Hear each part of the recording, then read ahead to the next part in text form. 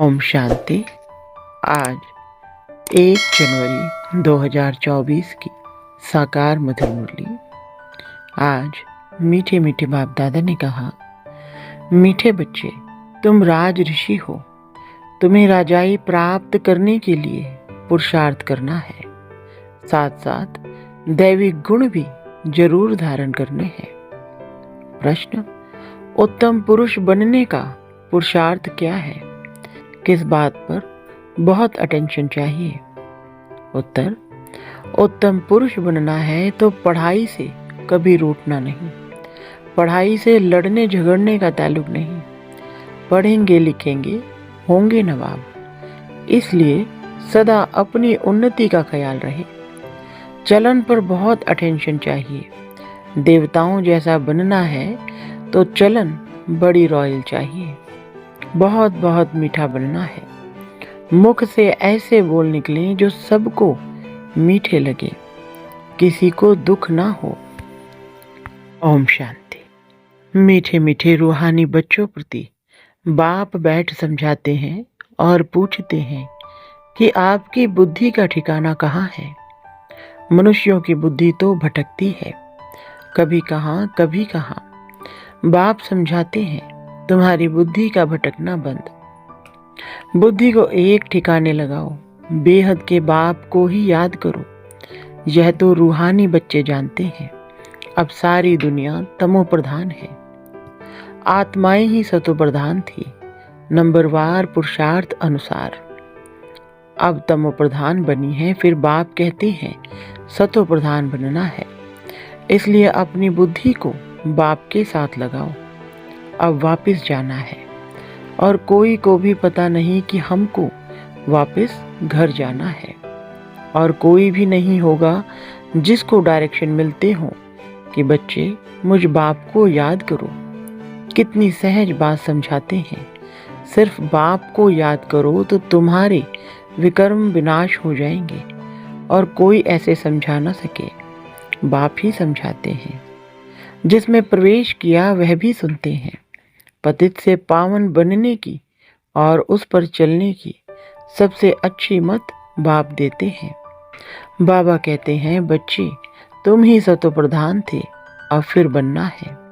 तुम ही आदि सनातन देवी देवता धर्म के थे, फिर 84 जन्म भोग कौड़ी मिसल बन पड़े हो।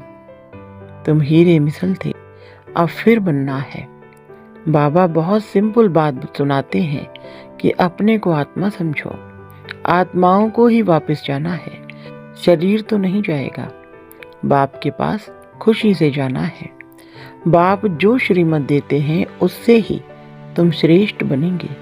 पवित्र आत्माएं मूल वतन में जाकर फिर आएंगी तो नया शरीर लेंगी, यह तो निश्चय है ना। तो फिर वही तात लगी रहे, दैवी गुण भी धारण करने हैं तो बहुत फायदा होगा। स्टूडेंट जो अच्छी पढ़ाई पढ़ते हैं वही ऊंच पद पाते हैं, यह भी पढ़ाई है। तुम कल्प कल्प ऐसे ही पढ़ते हो, बाप भी कल्प कल्प ऐसे ही पढ़ाते हैं। जो टाइम पास हुआ वह ड्रामा अनुसार ही बाप की और बच्चों की एक्ट चली। बाबा राय तो ठीक देते हैं ना। बच्चे कहते हैं, बाबा हम आपको घड़ी घड़ी भूल जाते हैं। यही तो माया के तूफान है। माया दीवा बुझा देती है। बाप को क्षमा भी कहते हैं, सर्वशक्तिमान अथॉरिटी भी कहते हैं। जो भी वेद शास्त्र हैं सबका सार बतलाते हैं। वह नॉलेजफुल है। सृष्टि के आदि मध्य अंत का राज समझाते हैं। यह ब्रह्मा बाबा भी कहेंगे, हम बच्चों को समझाते हैं। बाप कहेंगे, तुम बच्चों को समझाता हूँ। उसमें यह ब्रह्मा भी आ जाता है। इसमें मूंझने की बात नहीं। यह है बहुत सहज राजयोग। तुम राज ऋषि हो। ऋषि पवित्र आत्मा को कहा जाता है। तुम्हारे जैसा ऋषि तो कोई हो ना सके। आत्मा को ही ऋषि कहा जाता है, शरीर को नहीं कहेंगे। आत्मा है ऋषि, राज ऋषि। राज्य कहाँ से लेते हैं? बाप से। तो तुम बच्चों को कितनी खुशी रहनी चाहिए। हम शिव बाबा से राज्य भाग्य ले रहे हैं। बाप ने स्मृति दिलाई है तुम विश्व के मालिक थे, फिर पुनर्जन्म लेते लेते नीचे उतरते आए हो। देवताओं के चित्र भी हैं, मनुष्य समझते हैं यह ज्योति ज्योत समा गए। अब बाप ने समझाया है, एक भी मनुष्य ज्योति ज्योत नहीं समाता, कोई भी मुक्ति जीवन मुक्ति पा नहीं सकते। तो सारा दिन अंदर में बच्चों के विचार चलने चाहिए। जितना याद में रहेंगे उतना खुशी होगी। पढ़ाई पढ़ाने वाला देखो कौन है। श्री कृष्ण को लॉर्ड कृष्णा भी कहते हैं। भगवान को कभी लॉर्ड नहीं कहेंगे, उनको गॉड फादर ही कहते हैं। वह है हेवनली गॉड फादर। तुमको अब दिल से लगता है कि वही हेवनली गॉड फादर हेवन अर्थात दैवी राजधानी स्थापन कर रहे हैं। सतयुग में कोई दूसरा धर्म था नहीं, चित्र भी इन देवताओं के हैं। उनको ही आदि सनातन देवी देवता कहा जाता है। यह विश्व के मालिक थे, उन्हों को कहेंगे सतयुगी।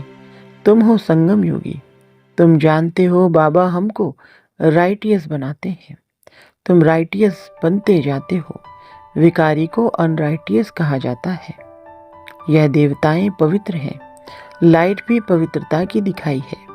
अनराइटियस माना एक भी कदम राइट नहीं, शिवालय से उतर वैशाल्य में आ जाते हैं। यह बातें नया कोई समझ ना सके जब तक तुम उनको बाप का परिचय अच्छी तरह ना दो कि वह है हेवनली गॉड फादर। हेवन और हेल दोनों अक्षर हैं। सुख और दुख, स्वर्ग और नरक तुम जानते हो भारत में था, अभी दुख है, फिर बाप आकर सुख देते हैं। अब दुख का समय खत्म होना है। बाबा बच्चों के लिए सुख की सौगात ले आते हैं, सबको सुख देते हैं, तब तो सब उनकी बंदगी करते हैं। सन्यासी उदासी भी तपस्या करते हैं, उनको भी कोई ना कोई आश जरूर रहती है। सतयुग में कोई ऐसी बात नहीं, वहां और कोई धर्म वाले होते ही नहीं। तुम तो अब पुरुषार्थ कर रहे हो नई दुनिया में जाने के लिए।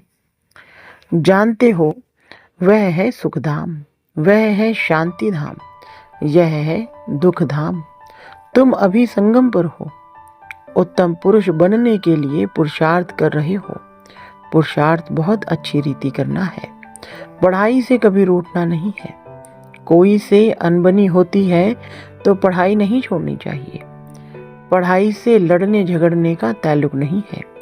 पढ़ेंगे लिखेंगे होंगे नवाब, लड़ेंगे झगड़ेंगे तो नवाब कैसे बनेंगे। फिर तमो प्रधान चलन हो जाती है। हर एक को अपनी उन्नति का ख्याल करना चाहिए। बाप कहते हैं, हे आत्माएं, बाप को याद करो तो विकर्म विनाश होंगे और दैवी गुण भी धारण होंगे। अगर लक्ष्मी नारायण जैसा बनना है तो बाप ने ही उन्हों को भी ऐसा बनाया। बाप कहते हैं, तुम ही यह राज्य करते थे, अब फिर तुमको ही बनना है। राजयोग बाप संगम पर ही सिखाते हैं। तुम कल्प कल्प यह बनते हो, ऐसे नहीं सदैव कलयुग ही चलता रहेगा। कलयुग के बाद सतयुग, यह चक्र फिरता है जरूर। सतयुग में मनुष्य कम थे, अब फिर जरूर कम होने चाहिए। यह तो सहज समझने की बातें हैं। बीती हुई कहानी सुनाते हैं। छोटी सी कहानी है, वास्तव में है बड़ी, परंतु समझने में छोटी है। 84 जन्मों का राज है, तुमको भी आगे मालूम नहीं था, अब तुम समझते हो। हम पढ़ रहे हैं, यह है संगम युग की पढ़ाई। अब ड्रामा का चक्र फिर कर आया है, फिर सतयुग से लेकर शुरू होगा। इस पुरानी सृष्टि को बदलना है। कलयुगी जंगल का विनाश होगा, फिर सतयुगी फूलों का बागीचा होगा। फूल दैवी गुण वाले को कहा जाता है, कांटा आसुरी गुण वाले को कहा जाता है। अपने को देखना है, मेरे में कोई अवगुण तो नहीं है। अभी हम देवता बनने लायक बन रहे हैं तो दैवी गुण जरूर धारण करना पड़े। बाप टीचर सदगुरु बनकर आते हैं तो कैरेक्टर जरूर सुधारना पड़े। मनुष्य कहते हैं सबके कैरेक्टर खराब हैं, लेकिन अच्छा कैरेक्टर किसको कहा जाता है यह भी नहीं जानते। तुम समझा सकते हो इन देवताओं के कैरेक्टर अच्छे थे ना, यह कभी किसको दुख नहीं देते थे। कोई की चलन अच्छी होती है तो कहते हैं यह तो जैसे दैवी है। इनके बोल कितने मीठे हैं। बाप कहते हैं तुमको देवता बनाता हूँ तो तुमको बहुत मीठा बनना पड़े। दैवी गुण धारण करने हैं, जो जैसा है जैसे ही बनाएंगे। तुम सबको टीचर बनना है, टीचर के बच्चे टीचर। तुम पांडव सेना हो ना, पंडों का काम है सबको रास्ता बताना। दैवी गुण धारण करने हैं, गृहस्थ व्यवहार में भी रहना है। घर में भी सर्विस कर सकते हो, जो आएंगे टीच करते रहेंगे, पढ़ाते रहेंगे। ऐसे बहुत हैं जो अपने पास गीता पाठशाला खोल बहुतों की सर्विस करते हैं। ऐसे नहीं कि यहाँ आकर बैठना है। कन्याओं के लिए तो बहुत सहज है, मास 2 चक्कर लगाया फिर घर गए। घर का संन्यास तो नहीं करना है। तुमको घर से बुलावा आता है तो जाते हो, तुमको मना नहीं है। इसमें कोई घाटे की कमी की बात नहीं है। और भी उमंग आएगा। हम भी अभी होशियार हुए हैं, घर वालों को भी आप समान बनाकर साथ ले जाएंगे। ऐसे बहुत हैं जो घर में रहकर भी सर्विस करते हैं तो होशियार हो जाते हैं। बाप मुख्य बात समझाते हैं कि अपने को आत्मा समझो और मुझ बाप को याद करो। अपनी उन्नति करनी है। घर में रहने वालों की यहाँ रहने वालों से भी अच्छी उन्नति हो सकती है। तुमको कभी मना नहीं की जाती है कि घर में नहीं जाओ, उन्हों का भी कल्याण करो। जिनको कल्याण करने की आदत पड़ जाती है वह रह नहीं सकते। ज्ञान और योग पूरा है तो कोई भी बेइज्जती नहीं कर सकते। योग नहीं है तो माया भी थप्पड़ लगाती है। तो घर गृहस्थ में रह कमल फूल समान पवित्र जरूर बनना है। बाबा तो फ्रीडम देते हैं, भल घर में भी रहो। सब यहाँ आकर कैसे रहेंगे? जितने आते हैं उन्हों के लिए उतने मकान आदि बनाने पड़ते हैं। कल्प पहले जो हुआ है वह रिपीट होता रहेगा। बच्चे भी वृद्धि को पाते रहेंगे। ड्रामा बिगड़ कुछ होने का नहीं है। यह जो लड़ाइयाँ आदि लगती हैं, इतने मनुष्य आदि मरते हैं, यह सब ड्रामा में नोंद है। जो पास्ट हुआ वह फिर रिपीट होगा। जो कल्प कल समझाया है वही अब भी समझाऊंगा। मनुष्य भल क्या भी विचार करे, मैं तो वही पाठ बजाऊंगा जो मेरा नोंधा हुआ है। ड्रामा में कम जास्ती हो नहीं सकता। जो कल पहले पढ़े थे वही पढ़ेंगे। हर एक की चलन से साक्षात्कार भी होता रहता है। यह क्या पढ़ते हैं, क्या पद पाएंगे? अच्छी सर्विस करते हैं, समझो अचानक एक्सीडेंट हो जाता है तो जाकर अच्छे कुल में जन्म लेंगे, बहुत सुखी रहेंगे। जितना सुख बहुतों को दिया है उतना उनको भी मिलेगा। यह कमाई कभी जाती नहीं है। सतयुग में तो जहाँ जीत वहाँ जन्म होगा। बहुतों को सुख दिया होगा तो golden spoon in the mouth मिलेगा। उससे कम तो सिल्वर, उससे कम तो पीतल का मिलेगा। समझ में तो आता है ना कितना हमारा योग है। राजा रानी प्रजा सब बनने वाले हैं। अच्छी रीति नहीं पढ़ेंगे, दैवी गुण धारण नहीं करेंगे तो पद कम हो जाएगा। अच्छे व बुरे कर्म जरूर सामने आते हैं। आत्मा को मालूम है हम कहाँ तक सर्विस कर रहे हैं। अगर अब शरीर छूट जाए तो क्या पद पाएंगे? अभी तुम पढ़कर सुधर रहे हो, कोई तो बिगड़ते भी हैं तो कहेंगे इनकी तकदीर में नहीं है। बाबा तो कितना ऊंच बनाते हैं, साईं के घर से कोई खाली न जाए। अभी साईं तुम्हारे सम्मुख है। कोई को तुम 2 अक्षर भी सुनाओ वह भी प्रजा में आएंगे जरूर। देवी देवता धर्म वाले अब तक आते रहते हैं, परंतु अब पतित होने कारण अपने को हिंदू कहलाते हैं। तुम्हारी बुद्धि में यह ज्ञान ऐसे है जैसे बाबा के पास है। बाप ज्ञान का सागर है, बतलाते हैं हिस्ट्री ज्योग्राफी कैसे रिपीट होती है।